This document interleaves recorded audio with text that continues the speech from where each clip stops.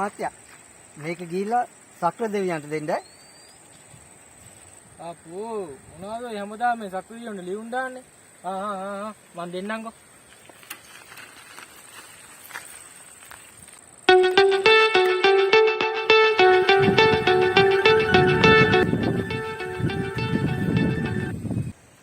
අපෝ අර පිස්සාට්ටු අදත් ඉන්නානේ. අදත් සක්‍ර දෙවියන්ට ලියුම් ගවන්න එන්න මං හිතන්නේ.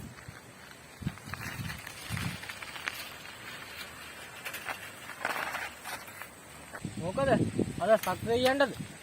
අනේ ඔය තපල් මහත්තයා. මේකත් අද දෙනවද? මං අර පරණ දුන්නේ ඔයා දුන්නද? ඔව් දුන්නා. මම මේකත් දෙන්නම්කෝ.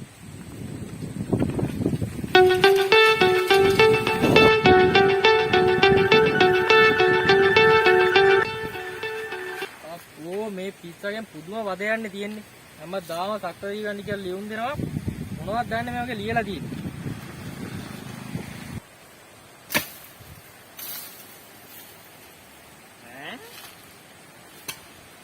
තැපැල් කාරයා නේද මේ ලියුම් කඩ බලන්නේ.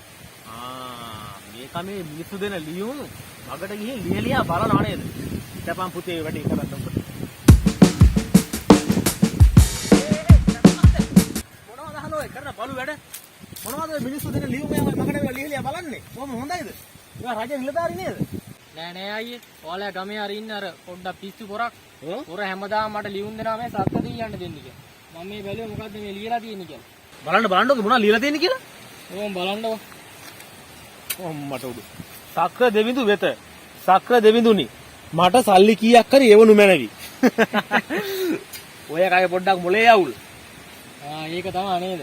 මේ මං කියන්නද වැඩක්. පවුන මේ මිනිස්සයා. ඔය අය රුපියල් 200ක් විතර ලියුම් කවරකට දාලා හෙට යනකොට දෙන්න මේක සක්‍ර දෙවිය දුන්නා කියලා. එතකොට හිතවත් හැදෙන්නේ නැතයි. ඔව් නේද ඇත්තට. එහෙම වුණොත් මාත් නිදාස්නේ.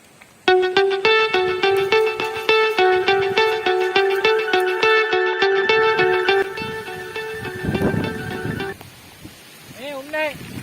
දැන් ඔය සක්‍ර දෙවියන්ගේ ලියුමක් තියෙනවා.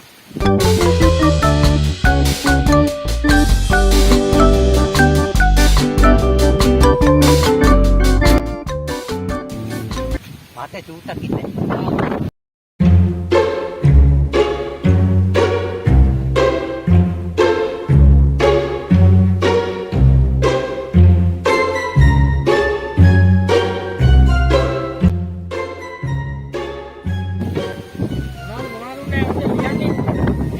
ලියුම් ගොඩක් බෙදන්න යන්න දෙන්න තියෙනවා.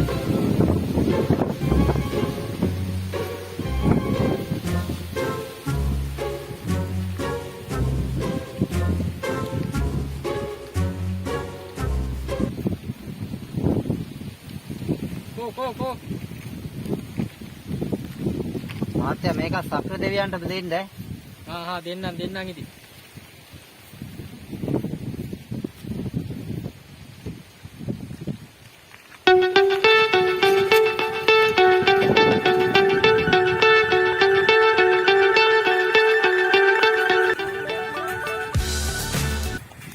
අයියේ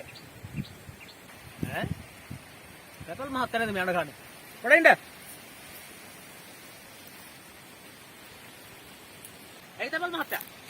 මේ අර මනුස්සයරම සක්‍ර දෙවිය දුන්නා කියලා තැපැල් කවර එක දාලා මේ රුපියල් 200ක් දුන්නා. මේ අදත් එවලෙම ලියුම් කවරයක් දුන්නා. ඒක මොනවද දන්නේ තියෙන්නේ? බැලුවේ නැද්ද? නෑ බැලුවේ නෑ මම. ඉන්න බලන්න.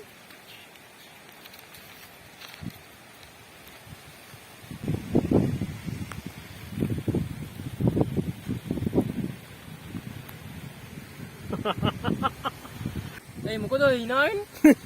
මේ කියලා බලන්නකෝ. හිතවත් සක්‍ර දෙවිඳුනි. අය මේ තැපැල අතේ සල්ලි එවන්න එපා. මොකද ඔබ වහන්සේ ගොඩක් සල්ලි මට එවන්න ඇති. නමුත් මේ මූසල තැපැල මට දුන්නේ 200යි. ඉතුරු සල්ලි වලට මූ ඇරලා වගේ මට පේන්නේ. ඒ නිසා මේ හොර නරියා අතේ සල්ලි එවන්න එපා. මේ අම්මා කව මට මූට